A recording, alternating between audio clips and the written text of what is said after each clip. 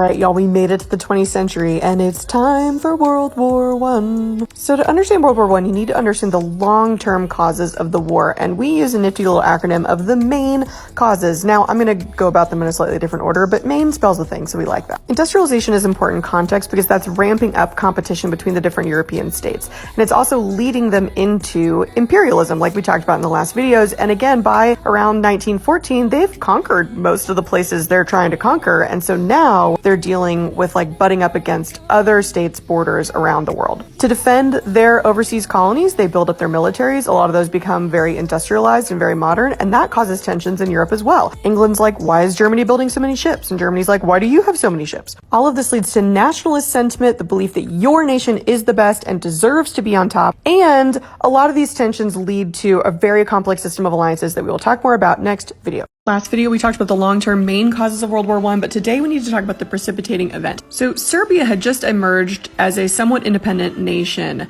out of the Ottoman Empire that was in the midst of its collapse. But the Austro-Hungarian Empire up to the north was eyeing a lot of that Balkan territory to become part of their growing empire. Yada, yada, yada. There's a Serbian nationalist named Gavrilo Princip. He's part of a bigger organization called the Black Hand, and he assassinates Franz Ferdinand, who is the Archduke and the heir to the Austrian throne. And it's on. Actually, it's not really on. No one else really cares about this besides like the Austrians and the Serbs. Everyone else is like, okay, but there's those alliances. So Austria declares war on Serbia while also getting help from its ally Germany. Serbia reaches out to its friend Russia to say, please help. So Russia mobilizes against Germany and Austria, and Germany says, well, if we're going to go to war with Russia, we got to first take out France. They're their ally. So they turn around and they invade France, but the fastest way to get to France is through neutral Belgium, which brings England in the conflict, and then the Ottomans surprise attack the Russians in the Black Sea. Okay, so World War I has started for some reason. And even though it is truly a world war, right, all of the colonies of the different European states that fight also fight. Really, for the most part, the fighting is centered on Europe. There's the Western Front and the Eastern Front. There are other fronts as well. There's fighting along the Italian front, in the Balkans with the Ottoman Empire. You've all seen either Wonder Woman or 1917, but this is trench warfare, right? This is a great example of the technology being way more advanced than the strategy. A lot of the military generals who were in charge of planning the war had fought in the old style wars where you march, point and shoot, but now you're marching across an open field and the other side has machine guns. It's not great. The big turning point in the war comes in 1917 when two things happen. First, the Russians sign a peace treaty with the Germans because they have their revolution that sparks up then, and they have to go home and worry about that. And then, partly because there was fear that with the Russians leaving, now all the German army could turn around and focus all their attention on the Western Front, the United States finally enters the war. That turns the tide, yada, yada, yada, Germany has to surrender. Next up, the worst peace treaty of all time! I cannot emphasize enough that World War I created more problems than it solved. I mean, think about the main causes. None of those long-term causes are gone. Sure, we've dismantled the Central Powers and taken apart their states and empires, but that's just making them really resentful. And like in the case of the Ottoman Empire and the Mandate system, we are just drawing borders willy-nilly, like Scramble for Africa style, creating states like Iraq and Syria that, you know, don't necessarily want to all be states. So we take ultra-nationalist states like Germany, and then we just rub their noses in the fact that they lost. What could go wrong? Oh, and don't forget, we piss off even the people that fought with us, right? There are different allied nations like Italy and Japan who in the peace process feel really left out. Japan actually poses a racial equality clause in the League of Nations to assert that Japan is just as valuable as white Europe, and they say, no, you're not. But what's Japan gonna do, right? And colonized people around the world are like, cool, we just fought this whole big war for you, what are you gonna do for us? Says Europe, nothing. Oh yeah, and the US that created the League of Nations fails to join the League of Nations, and so the only organization that's around to stop another world war, you know, is like 2 weeks. AP History Review this morning, we're talking about the causes of World War II. Full disclosure, I don't have the time to do like a pretty drawing one for now because I want to get this out before the AP World History test on Monday. So there are all the post-World War I tensions that I talked about in my last video, and there's a really weak League of Nations that's not really going to be able to do anything to stop another world war, even though it's like, that's its only job. But besides those, there are really the two A's. There's aggression by Germany and Japan.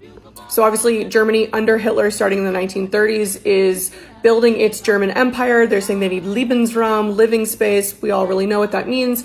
They start by taking land that was controlled by Germany or had like German-speaking inhabitants like in Austria, but then they just start like taking places. Japan is doing the same thing. They're building an empire in the Pacific. But equally important is appeasement by the other powers. So the British Prime Minister goes and literally meets with Hitler at the Munich conference and is like, sure, you can invade the Sudeten land and we won't go to war with you. And the US punishes Japan by restricting the sale of strategic materials, but that just makes them need an empire more. AP Review, all right, we've made it to World War II. Hitler invades Poland. Now he's at the Eiffel Tower. Ah, the Blitz in London. Thanks, Royal Air Force. Surprise, he's invading Russia. Surprise, Pearl Harbor. U.S. starts island hopping, way less fun than it sounds. The Russians are holding everything down on the Eastern Front, thank you.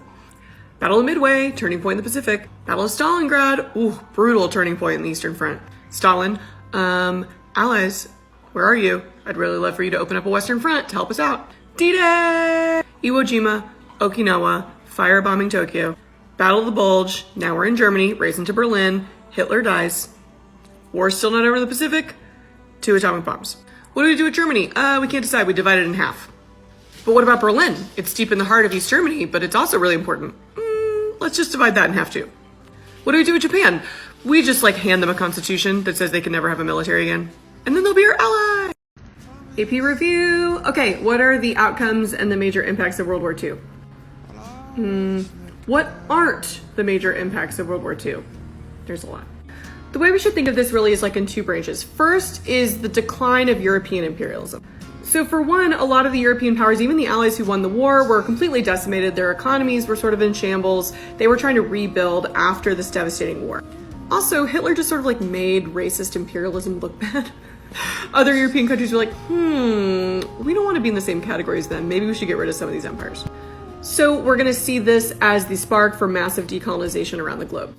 And then with Europe, who was this major power, sort of on the decline or in a rebuilding phase, we now have the existence of just 2 remaining superpowers, the US and the Soviet Union.